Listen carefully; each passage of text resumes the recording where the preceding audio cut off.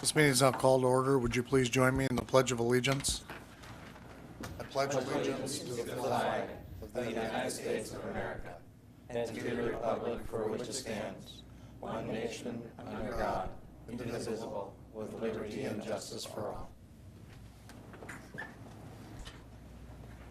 May we have a roll call, please? Mr. Corman? Here. Mr. Prince? Here. Ms. Witchy? Here. Mr. Person? Mr. McIrvin? Here. Ms. Perez? Here. Mr. Pavoni? Here. Roll call, Mr. Mayor, one absent. Mr. Mayor, Yes, Mr. Prince. I move we excuse the absent council member. Second. It's been moved by Mr. Prince, seconded by Mr. Corman, that we council excuse Councilmember Person. All in favor say aye. Aye. Opposed? Ayes have it. Okay, first item on the agenda is a proclamation. Okay, proclamation. Whereas in 1872, J. Sterling Morton proposed that a special day be set aside for the planting of trees called Arbor Day, which is now observed through the nation and the world.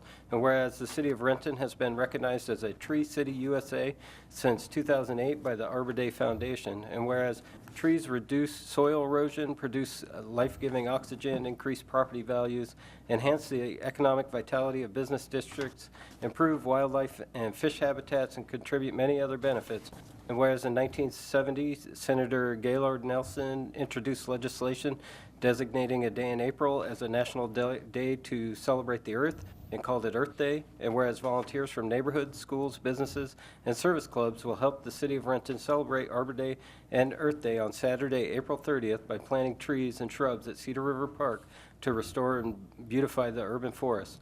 Now therefore, I, Dennis Law, Mayor of the City of Renton, do hereby proclaim April 30th, 2016 to be Arbor Day, Earth Day in the City of Renton, and I encourage all citizens to join me in this special observance. And witness whereof I have hereunto set my hand and caused the seal of the City of Renton to be affixed this 25th day of April, 2016, signed Dennis Law, Mayor, City of Renton.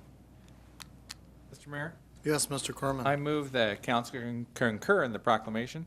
Second? It's been moved by Mr. Corman, seconded by Mr. Pavoni, that council concur with the proclamation. All in favor say aye. Aye. Opposed? The ayes have it. I think we're going to present this to Terry Flatley. And just for the record, this is not medicinal plants in front of you. That's right, Mayor.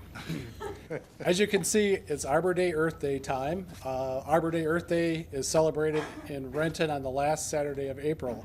And this year, as you heard, Arbor Day, Earth Day is going to take place at Cedar River Park, 1717 Maple Valley Highway. And registration starts at 9 o'clock.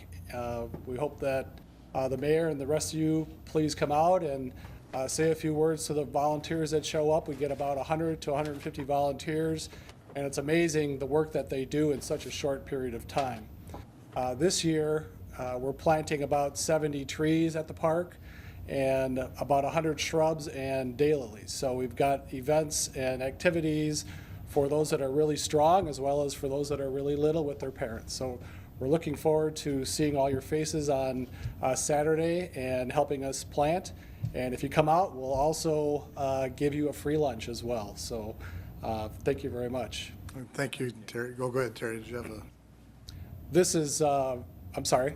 No, go ahead. I thought you had another comment. Yeah, this is Renton's 8th Arbor Day Award from the Arbor Day Foundation and our 6th Growth Award, which we're recognized for going over and above the 4 standards for Arbor Day. And to present our award this evening is Joe Scorcio. George is the city manager for the city of SeaTac, and he also serves with me on the Washington Community Forestry Council. Joe? Thank you, Terry. Council members, City of Renton viewing at home, I suppose. I am Joe Scorcio and have served with Terry for many years on the Washington Community Forestry Council. And we truly appreciate your commitment to allowing him to do that. And I'm honored to be here tonight to present to you the annual flag that you get. I see that Terry has arranged for wonderful gifts for you as the council members. We've talked about Jay Sterling and all of his efforts that he did to form Arbor Day all those years ago. The state of Washington's been celebrating Arbor Day for 59 years, and hopefully next year we'll have a really grand celebration for that. This is a celebration about you and about Renton and about your volunteers and the citizens that you've done over the last 8 years to gather to celebrate Arbor Day, to plant the trees, to remember that there are more important things some days than what you do at home. It's important for you to gather in your community and do some work. A very quick aside, we advise as the Forestry Council, the Commissioner of Public Lands and the State Forester on all matters related to urban and community forestry. So that's from anything from regulatory work to community outreach to just advising on any particular issues. It's interesting work when we get to do that about 4 times a year, but it is valuable work as well, and have been involved in a number of items of legislation which has helped cities particularly, and some counties, succeed in areas they didn't think possible before. They didn't see or understand the value of trees. So Terry mentioned the Growth Award. The Growth Award is a statement of saying you haven't just done what you needed to do, and you haven't just done what you did the year before. You've actually grown your program. Each year in these last 6 years, Renton has stepped up once again, moved the program forward, and done something more about trees and the green cover that's a critical part of our urban landscapes. So I always like to say, and I will end this by saying, this is really a celebration of Renton, and a thank you to Renton for stepping up and continuing to help our urban forests and our community folks understand the value of trees in your city. It's street trees, park trees, trees in their neighborhoods. So I thank you for that. I have, once again, the ceremonial flag to present. I don't know how you want to do that, if you would just like it, if you would like Terry and I to hold it, or you want to have a picture taken with that. We're at your We have beck and somebody call. with a camera? Is the two of you holding it would be very appropriate. Somebody has a camera. Oh, here And- comes Teresa. While that's happening, if you have any questions of me or the Forestry Council, I'd be happy to answer them. No, I don't know if council has. I wanted to make one comment. Thank you, Joe, for being here tonight. Appreciate the nice comments. We try to mention this once a year when Terry's up here receiving a proclamation. He has been so dedicated to this program since 2008, and he does continue to move the bar forward, and we really appreciate his dedication to this whole effort. It's not because he gets a lot more staff every year in which to handle this, and so anyway, we appreciate the designation, we appreciate the award, and if you two wanted to hold the flag here, we'll get the rest of us to stand up Perfect. here in the back, and I have the staff. you are the staff.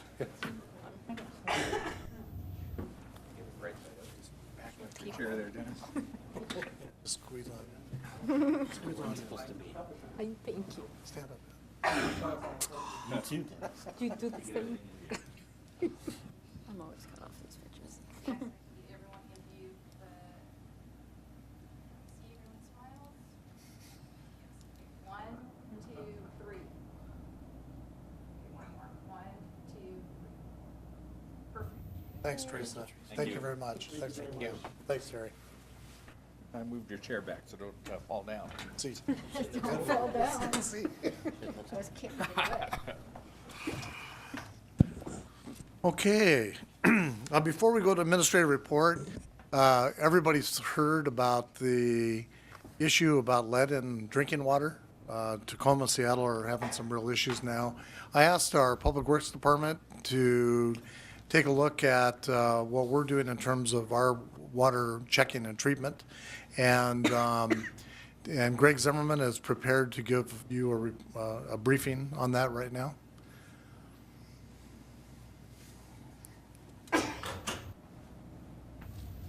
Thank you, Mr. Mayor, President Corman, and the council. I'm Greg Zimmerman, Public Works Administrator for the city. And I wanted to talk to you a little bit about our water supply, the City of Renton water supply, in regard to the question of lead, which has come up recently, mostly because there was a pretty celebrated a case in Flint, Michigan that got a lot of notice and publicity where they had an excessive amount of lead over the action levels in their water.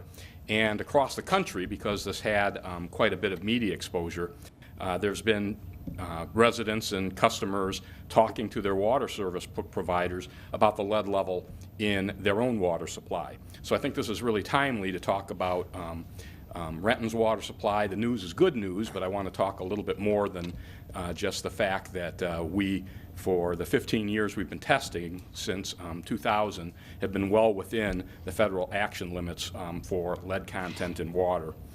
So the first thing I want to do is assure everybody who's watching this, citizens, people who use water in the city, that Renton does not have a problem with excessive lead content in our water.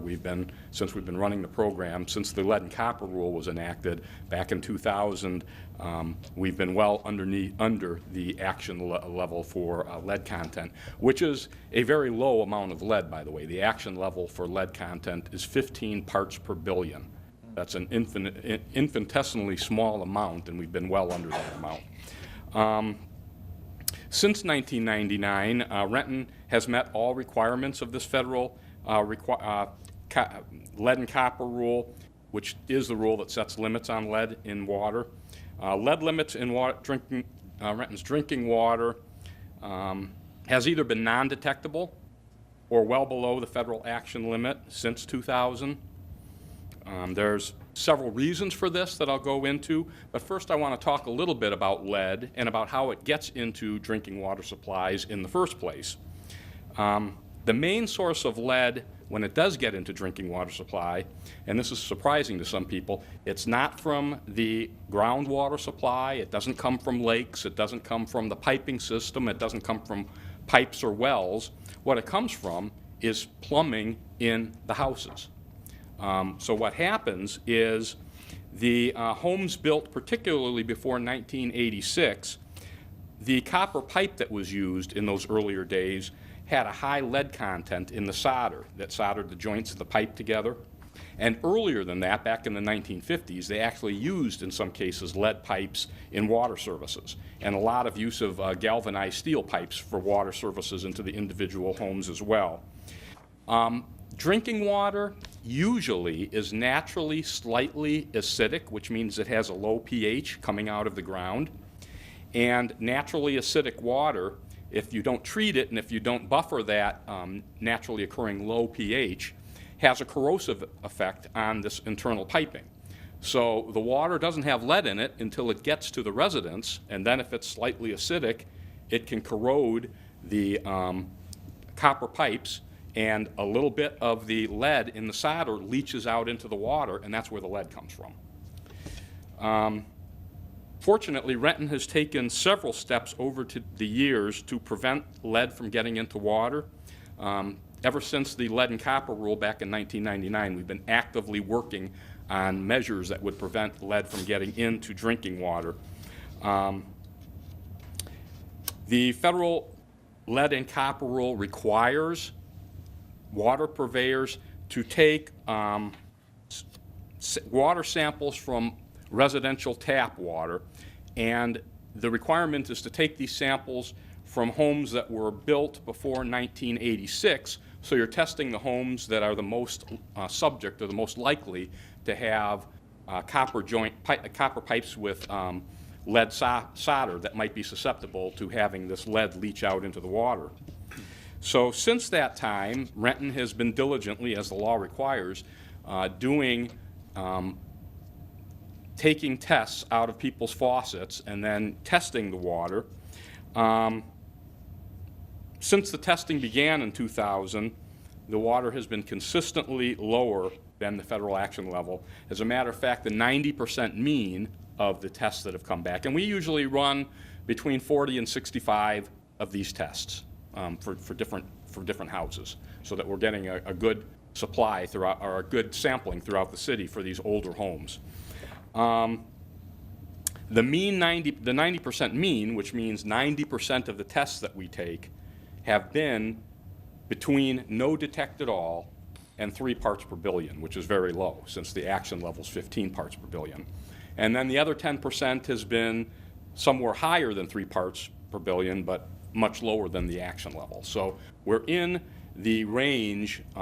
In most cases, there's no detection at all, and where there is detection, it's been well within the range of lower than the action level that has been established. What we did back in the year 1999 and 2000 is we built corrosion control facilities, and what that does is it adds a chemical into the water supply that raises the pH. It's a buffering agent. It's sodium hydroxide. It's a buffering agent, and it raises the naturally acidic pH in the water much closer to neutral or even slightly basic, so that it's not causing that internal pipe corrosion. And that's one of the main reasons why our tests have been so good, that we've got this agent preventing the water from being acidic and causing the internal corrosion. In addition to that, we started a program years ago recognizing that particularly the houses from the 1950 eras sometimes used in the service lines what we call lead goosenecks near the water meter that were actually lead pipes. So for years, when we go through the city and do pipe replacements or pipe upsizing, whenever we change the services, we have removed the goosenecks, and we've even removed the galvanized steel pipes, which has a little bit of lead in them too. And so those are some of the primary sources of lead from the older pipes, 1950s era. And so as we sweep through the city making our repairs and capital improvement projects on pipes, we've been taking those out of service and putting in traditional copper pipes. So that's been an ongoing process. And we don't think there's many at all of those lead goosenecks left in the whole system. We think we've gotten most of them, or almost all of them. And we don't even have that many galvanized services left. So it's been good progress that we've made. Those are potential sources of lead, and they're not in the system anymore. So every year what we do is, and this is required by federal law, we issue a water quality report. Looks a little bit like this. We used to mail these out, hard copy, to our constituents, the Renton residents and customers. Now they're available online. They're actually on our homepage. You can go in and find this report. And there's actually information inside of the report on lead content, on all of the water testing that we've done, the tap water testing. And for example, this most recent one shows that out of the 44 tests that we took on people's water faucets, 90% were from 0 to 3 parts per billion, and only 4 tests were higher than 3, and they were much lower than 15. So it was another typical year. And the trend has been going down, by the way. The years that we've been doing these faucet tests, the lead level's been going down, reflecting that we're adding the buffering agent and reflecting that we're removing the lead and galvanized steel services and replacing them with much lower lead content services. So you can see the trend going down. It's not getting worse, it's getting better. So there are things that, there are steps that residents can take if they're concerned about lead in their water supply, even though our tests are showing that it's not a problem in the city. Customers, what we say is for people that own houses older than 1986 and they have that concern, they can run their tap water. If the tap hasn't been used for 6 hours and they want to get a drink or they want to use it for cooking, they can run the tap water for 2 minutes and just let it run before they use it for drinking. Because as I've said, where the lead is coming from is right in their household piping. If there's any lead in the household piping, in 2 minutes it will flush out and there will be none left, because it'll be the clean water from the upstream sources and there will be no lead in it. So that's one way to be safe. Another way is to try to do as much of your cooking and as much of your, if you're mixing baby formula or anything, use cold water to do it. Don't use the hot water. Hot water is a little bit higher in lead content, and also it takes a long time to flush out a water heater. You know, the 2 minutes won't probably work if you've got hot water. So avoid hot water for consumption. Use cold water for consumption. That's always a good rule of thumb. And then the third thing is that residents can buy filters if they're concerned that they can put into their water system. If they do buy filters, they should be NSF, National Sanitary Facility, certified to remove total lead. I'm not sure how much those filters cost. We can get more information if people are interested in that. But that's a method of removing lead from water by a filter system. Customers can also have, despite the fact that we're doing tests, customers can do their own tests if they want. They can take in water samples to several certified testing labs. There's 4 of them in the area that we use. And for one of them, for example, AM Testing in Kirkland, it costs $25 to take a lead test if you bring in a water sample, or if you want the AM services to come out and pick up the water sample so you don't have to deliver it, they'll just come out and pick it up. That adds another $60 to it because they have to, they have the travel time too. So that's one thing people can do if they want to test their own water, and we can provide more information about that. And also, if we receive requests from citizens that are on limited budgets and they are part of our utility discount program. We have citizens that are already signed up and getting utility discount rates. If we got interest from people like that that are concerned about lead levels and want to take tests, we're going to look at ways where the city can do that for them. So that's one of the things we're going to be looking at. I do want to note, I just have a couple of more statements, that this report covers the Renton drinking water supply. Citizens of Renton are actually supplied by Renton. Most of Renton citizens get Renton water, but there's also 5 water districts that serve in portions of Renton. There's the Sues Creek Water District, Water District 90, Cedar River, Skyline, Coal Creek. They're all required to do a similar annual report. They don't use Renton water, so they have different things, different history than we do with their water supply. So residents that are concerned that are customers of these other districts might want to call the district or look up the district's annual water quality supply to see how the quality of the water from the district that serves them is.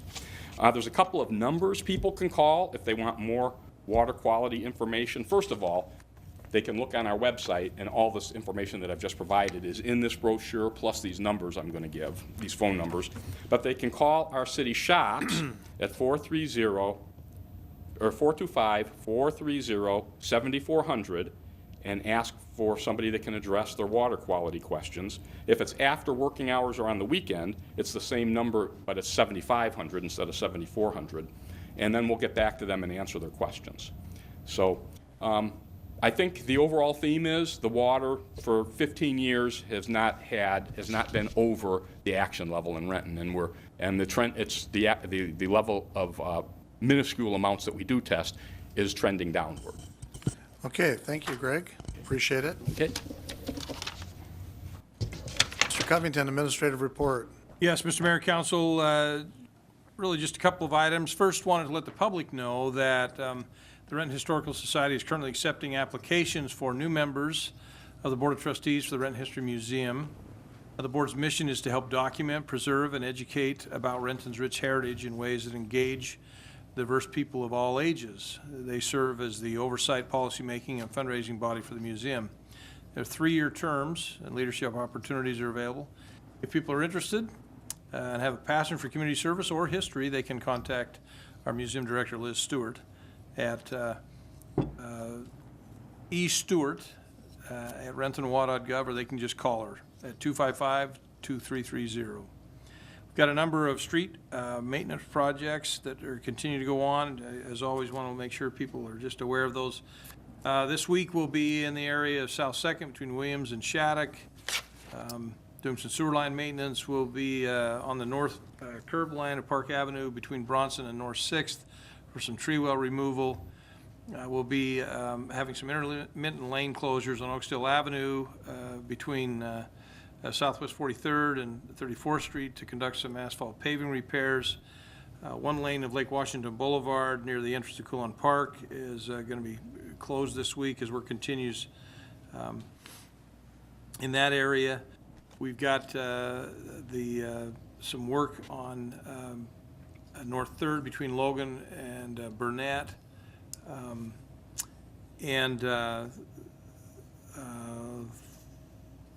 Let's see, south lane closures on 41st and 43rd in and around IKEA as they continue to do construction there. We've got a little bit of night work on Perimeter Road around the airport, and finally Logan Avenue. Reconstruction continues to cause closures there, so we just urge people to use caution and look for signs, and as always, be very, very careful around construction workers. That's all, Mr. Mayor. Okay, thank you. Next is audience comments. We have 2 people signed up to address the council. When I call your name, come to the podium, give your name and city of residence for the record, and you have 5 minutes. First is Steve Swam. Is it Swaim? Okay. I have an email with some photos, if anyone has that open. Good evening. My name is Steve Swain. My city of residence is Seattle. Tonight I wanted to share with the council and the mayor concerns I have on the shifting of the main channel of the Cedar River from the left river bank to the right river bank in the vicinity of the Elliott Spawning Channel upriver entrance, and the impact that may have on plans that are due this summer to construct the new entrance into the Elliott Spawning Channel.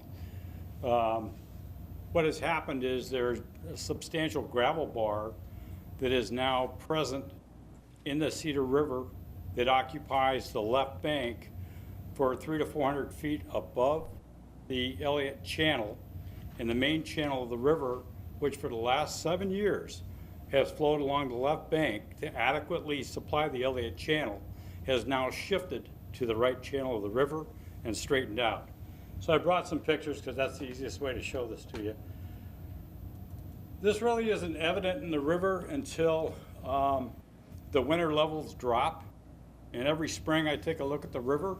And specifically what I'm looking at is flow in the river that coincides with our spawning season. Salmon enter our river in September when we flow at 350 cubic feet per second. Peak spawning November, mid-November, the river historically is around 660. This picture that I'm showing you right now is looking downriver. It's at 760 cubic feet per second. This should approximate what this river is going to look like next November peak salmon spawn. At the very bottom of the picture and on the left would be the entrance to the Elliott Spawning Channel. The main channel is on the right. It extends over to the middle of the river now. This gravel bar actually was not apparent until the river dropped below 1,200 cubic feet per second flow. So for the engineers and the folks that did their hard work to design the new entrance to the Elliott Spawning Channel, if the river still flowed along the left bank, they'd be home free. I think it would work fine. But as you can see, the river is now shifted. I've got 2 other pictures that are pretty much the same. This is getting a little bit closer. At the very bottom left, you can see some riprap, and that would, I'll show you in another picture, is the revetment wall at the entrance of the Elliott Spawning Channel. Again, all 3 of these are taken at flows of 760 cubic feet per second. Now you can see the riprap a little bit better at the base of this picture. That's a lower entry into the Elliott Channel. Dave, Mr. Mayor? Yes. Hey, can I ask, can you use the arrow cursor to point to where the Oh, I'm entrance to sorry. that channel I'm is? sorry, Randy. That's a good idea. Thank you. Here is that revetment right there. And this is actually where the Elliott Spawning Channel is. In the next picture, it'll be quite obvious. And if I can just ask, so Yes, sir. for that channel to work, so the idea is we've got this quiet channel in there that's supposed to have water in there for fish to spawn, and the water's supposed to be coming in off the river That is correct. where you're pointing. And as constructed in 2012, when it was repaired, like I said, and in the 7 previous years to this, where my dog is standing now was the main channel of the Cedar River. Okay. That's no longer the main channel. Right, so the river's been separated from the entry to Yes, yes, and that'll show up better in this next picture. So in this picture, we're standing, right here is the top of the permeable levee, and we're looking out at the river. The riprap I was showing you in the previous picture is right here, which is the downstream revetment wall for what was the previous entrance. This is the gravel bar, and you can walk down this sediment pile and onto the gravel bar without getting your feet wet because there's no longer any water flowing along that left bank. The water that is present in this picture, the gravel bar actually extends all the way under that water to this revetment wall, and this is very shallow. This is anywhere from 2 to 6 inches in depth. Now, what's being planned this year as part of your mitigation for the gravel removal project is to place a 60-foot box culvert at the flush with the left riverbank, which is right here. And had the river continue to run down that left bank, you would have had adequate supply for that box culvert. My concern is that the displacement by this gravel bar will interfere with that, and I hope we're early enough now to explore some options of how perhaps this area can be excavated and we can again have a backwater channel that will be adequate to service the needs of that spawning channel. 2016 is an extremely important year. According to Frank Urbach from the Cedar River Council, it coincides with the largest of the return of the largest fry release from the upgraded hatchery at Landsberg. So this is kind of the litmus test, is the increased capacity of the hatchery now really going to show up, hopefully in the Cedar River and hopefully in the Elliott Spawning Channel. So I would love to get input from Public Works, from the engineers involved, and hear their assessment of where we are right now and what might be done in the short time left so that this could get constructed this summer. Okay, and Greg Zimmerman would be a Yeah. good one for you to touch base with back there. Yeah. Thank you very much. Yeah, You're welcome. appreciate your interest in this and making sure that we're looking out for the. Well, they couldn't have Environment. known about this. These things show up every spring. And I'm down there and I look at the river and Good. Thank you very much. Next is Kara Durbin.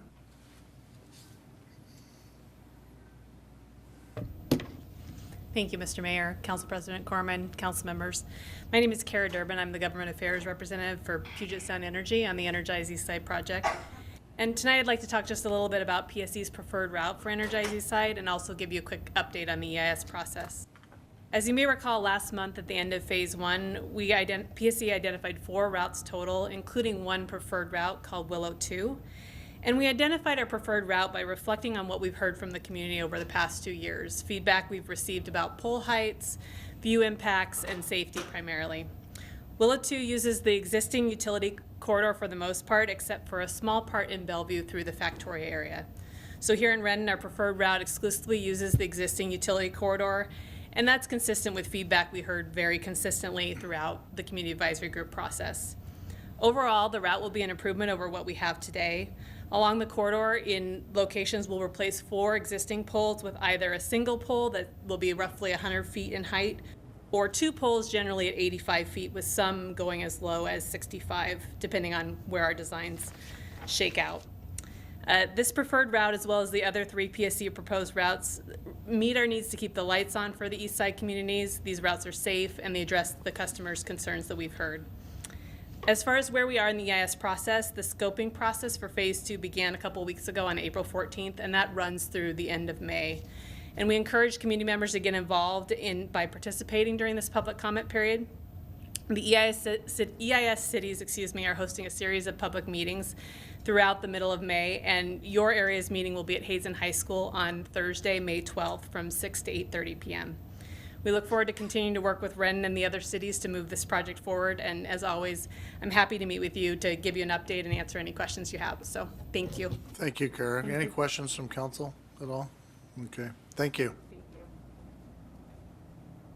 All right, let's see, consent agenda. We have 8 items for council consideration. Are there any items you'd like pulled for discussion? Mr. Mayor, Yes, Mr. McIrvin. I'd like to remove items G and H for separate consideration. Second. Let's see, do you have a motion to approve the consent agenda? Yes, Mr. Mayor, Yes, Mr. Crowe. I move we approve the consent agenda minus items G and H. Second. Okay, it's been moved by Mr. Corman, seconded by Mr. Pavoni, that the consent agenda be approved minus items G and H. All those in favor say aye. Aye. Opposed? The ayes have it. Mr. McIrvin. Yes, both items H and G are relating to the Talbot Hill Sewer relocation and are tied to the DOT Direct Connector project. We heard a little bit about the Committee of the Whole today, and I would just move that both these items go council concur to comply with that tight time frame. Second. Okay, it's been moved by Mr. McGurven, seconded by Mr. Corman, that items G and H that have to do with the Talbot Hill project be council concur this evening. All those in favor say aye. Aye. Opposed? The ayes have it. I think, Mr. Mayor. Yes, Mr. Yeah, and Corman. I thank Mr. McGurven for that. I think in addition to the tight time frame, it's also should be pointed out, those are completely paid for by WashDOT. Absolutely. Good. Okay. Unfinished business, Mr. Corman. No unfinished business, Mr. Mayor. Okay, Mr. Prince? No unfinished business, Mr. Mayor. Ms. Witchy? No unfinished business, Mr. Mayor. Mr. McGurven? No unfinished business, Mr. Mayor. And Ms. Perez? No unfinished business, Mr. Mayor. Oh, but Mr. Pavoni's got a lot of work here. Yes, I have a couple of committee reports to be read. Thank you. Mr. Pavoni, would you like me to read public safety or finance first? Dealer's choice. All right. Public Safety Committee. Increased bonus pay and benefits for lateral officer applicants. The Public Safety Committee recommends concurrence in the staff recommendation to approve the proposed change in compensation and benefits by increasing the lateral police officer hiring bonus to $10,000 and adding 40 hours each of personal leave and sick leave upfront for lateral police officers. This is signed by the committee chair and member. Mr. Mayor, Yes, Mr. Pavoni. so this committee report has to do with our ability to attract candidates for lateral hire, police officers that are in other departments that are looking to make a change, and they have moving expenses and living expenses, and the city actually will save quite a bit of money in the time that it takes to train them and put them through the training. So it's actually a fantastic thing for the city. With that, I move that the council concur with the committee report. Second. It's been moved by Mr. Pavoni, seconded by Mr. Prince, that council concur with the Public Safety Committee report. All in favor, say aye. Aye. Opposed? The ayes have it. Absolutely, that saves a lot of money and a lot of time. Okay, the final Public Safety Committee report. Amending the Renton Municipal Code regarding parking next to mailboxes. The Public Safety Committee recommends concurrence in the staff recommendation to approve amending Renton Municipal Code 1010-3U, stopping, standing, or parking restricted or prohibited at all times, to reflect the current delivery schedule of the United States Postal Service, which has greatly expanded since the code was last revised. The amendment will also clarify what constitutes a violation of the code by providing a definitive area and measurements from a mailbox in which a vehicle is prohibited from parking. The committee further recommends that the ordinance regarding this matter be presented for first reading. This is signed by the committee chair and member. Mr. Mayor. Yes, Mr. Pavoni. I move that the resolution be placed on second and final reading at the. Actually, you're just doing your committee report. Oh, it's committee report. Oh, I'm sorry. I move that the council concur with the committee report. Second. It's been moved by Mr. Pavoni, seconded by Mr. Prince, that council concur with the Public Safety Committee report. All in favor, say aye. Aye. Opposed? Ayes have it. Okay, moving to the Finance Committee. Finance Committee report, approval of claims and payroll vouchers. The Finance Committee approves for payment on April 25th, 2016, claims vouchers 346303 through 346679, 4 wire transfers and 1 payroll run with benefit withholding payments totaling $1,112.61, and payroll vouchers including 750 direct deposits and 43 payroll checks totaling $1,673,446.40. This is signed by the Vice Chair and member. Mr. Mayor, Yes, Mr. Pavoni. I move that the council concur with the committee report. Second. It's been moved by Mr. Pavoni, seconded by Ms. Perez, that council concur with the Finance Committee report. All in favor, say aye. Aye. Opposed? Ayes have it. And next is the Sunset Neighborhood Park grant applications. The Finance Committee recommends concurrence in the staff recommendation to authorize application to the State Recreation and Conservation Office for the following 3 grants. $693,000 Washington State Wildlife and Recreation Program Acquisition and Facility Development Grant, $500,000 Federal Land and Water Conservation Fund Acquisition and Facility Development Grant, and a $1 million Washington Wildlife and Recreation Program Acquisition Grant.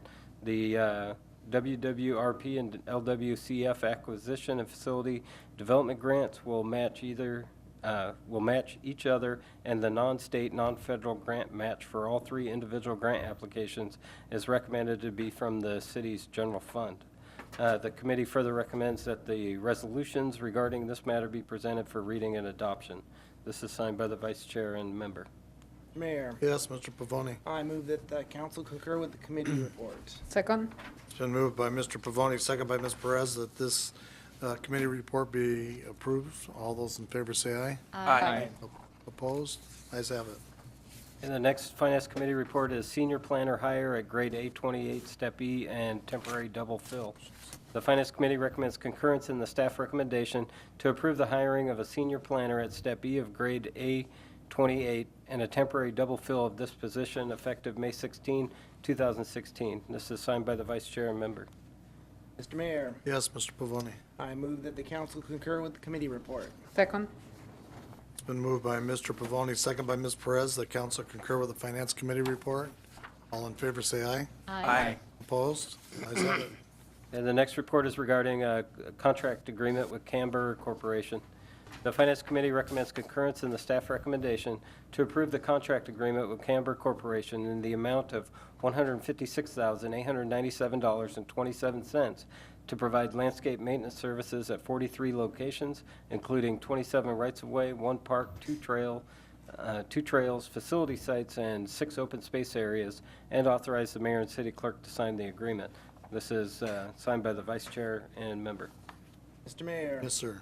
I move that the council concur with the committee report. Second? It's been moved by Mr. Pavoni, second by Ms. Perez, that council concur with the Finance Committee report. All in favor say aye. Aye. Opposed? Ayes have it.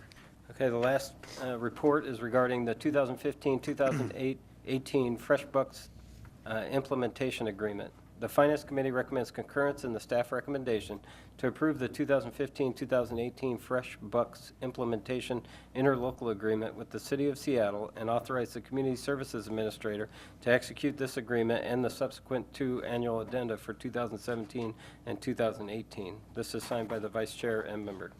Mr. Mayor, Yes, Mr. Pavoni. I move that the council concur with the committee report.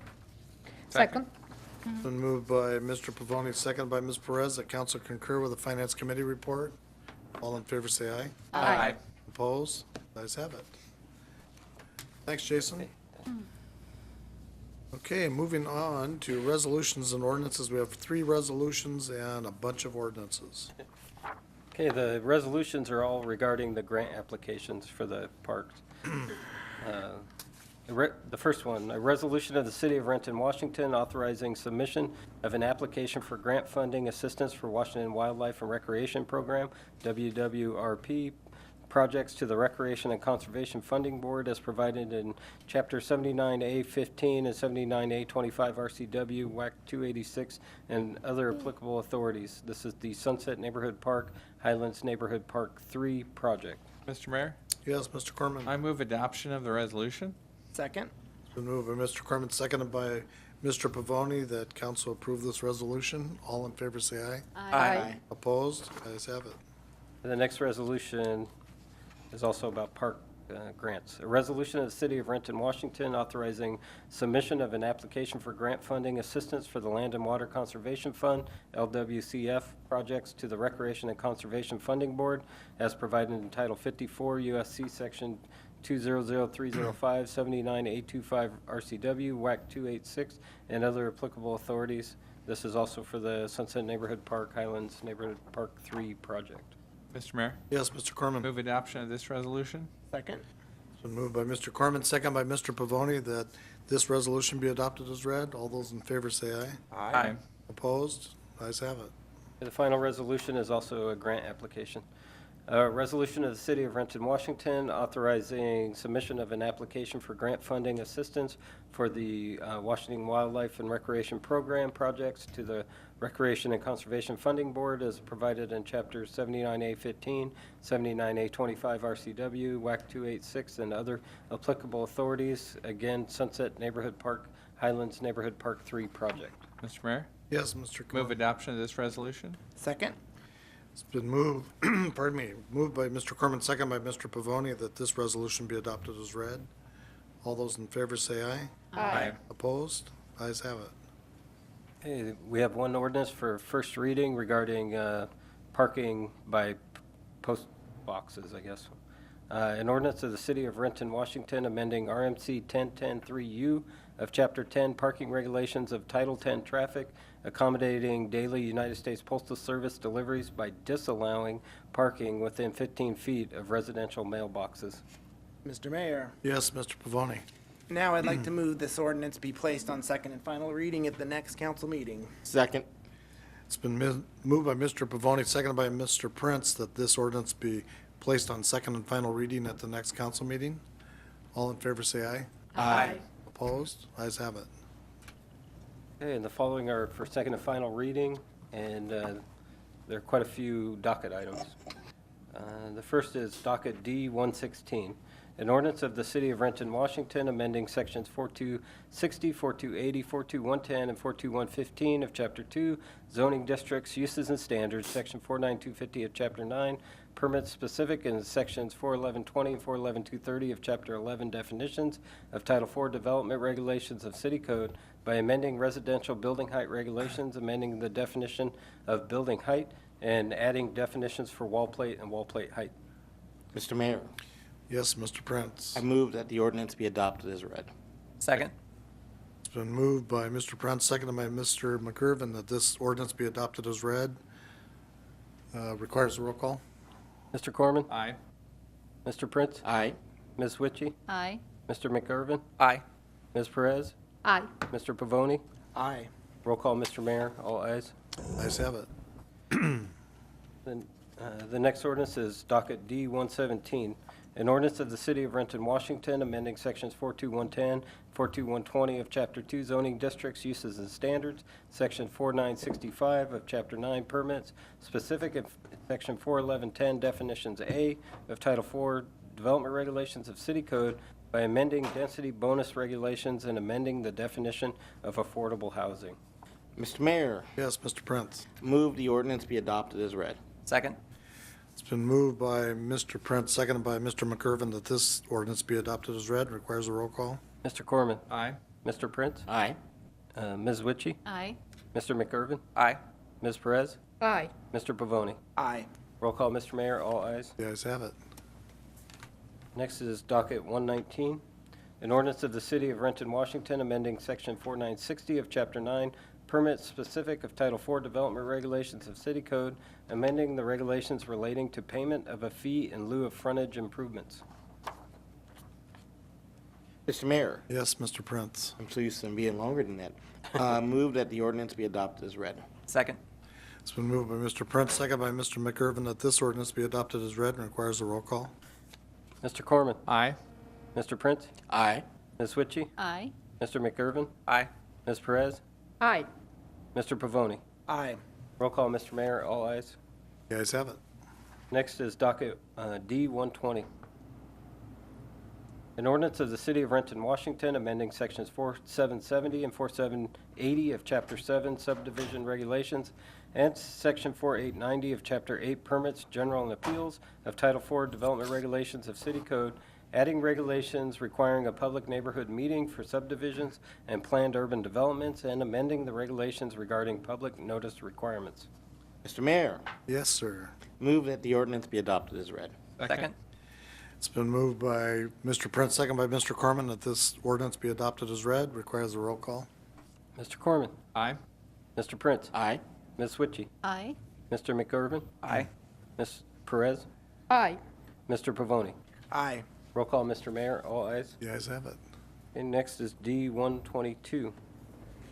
An ordinance of the City of Renton, Washington, amending sections 160 and 41190 of Chapter 1 Administration and Enforcement of Title 4 Development Regulations of City Code by combining the regulations for all impact fees into one section. Mr. Mayor, Yes, Mr. Prince. move that the ordinance be adopted as read. Second. Been moved by Mr. Prince, second by Mr. McIrvin, that this ordinance be adopted as read. Requires a roll call. Mr. Corman? Aye. Mr. Prince? Aye. Ms. Witchy? Aye. Mr. McIrvin? Aye. Ms. Perez? Aye. Mr. Pavoni? Aye. Roll call, Mr. Mayor, all ayes. Ayes have it. You're halfway there, Jason. Getting there.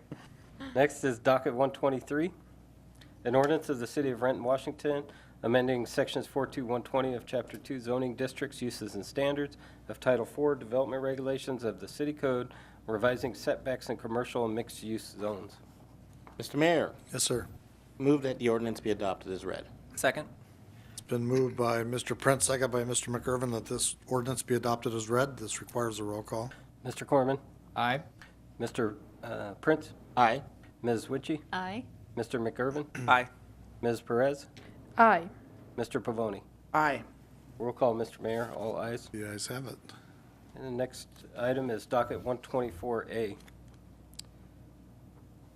An ordinance of the City of Renton, Washington, repealing ordinance number 4970 as the South Renton Neighborhood Plan adopted thereunder has been superseded. Mr. Mayor, Yes, move that the ordinance be adopted as read. Second. it's been moved by Mr. Prince, seconded by Mr. McIrvin, that this ordinance be adopted as read, and it requires a roll call. Mr. Corman? Aye. Mr. Prince? Aye. Ms. Witchy? Aye. Mr. McIrvin? Aye. Ms. Perez? Aye. Mr. Pavoni? Aye. Roll call, Mr. Mayor, all ayes. The ayes have it.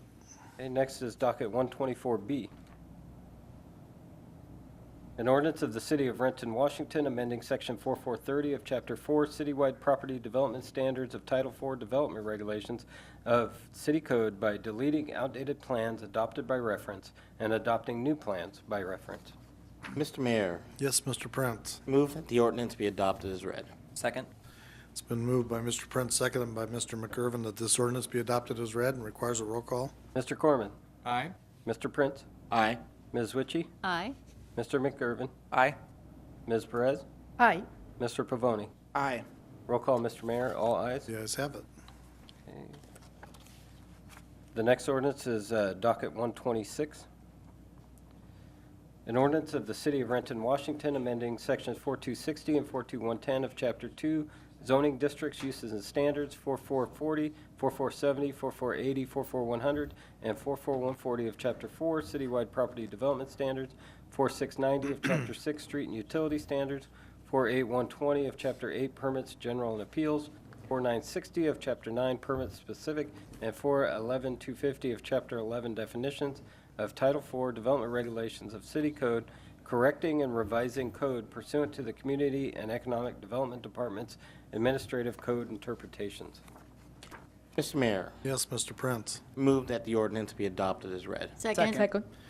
It's been moved by Mr. Prince, seconded by Mr. Pavoni, Perez, and Witchy, that this ordinance be adopted as read.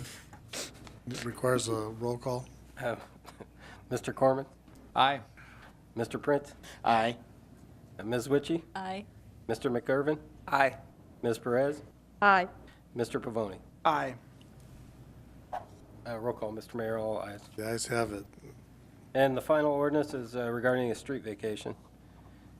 An ordinance of the City of Renton, Washington, vacating a portion of right-of-way in the vicinity of Sunset Lane Northeast, Harrington Avenue Northeast, and Northeast 10th Street, file number VAC 16-001. Mr. Mayor, Yes, Mr. Prince. I'm glad to have all these done.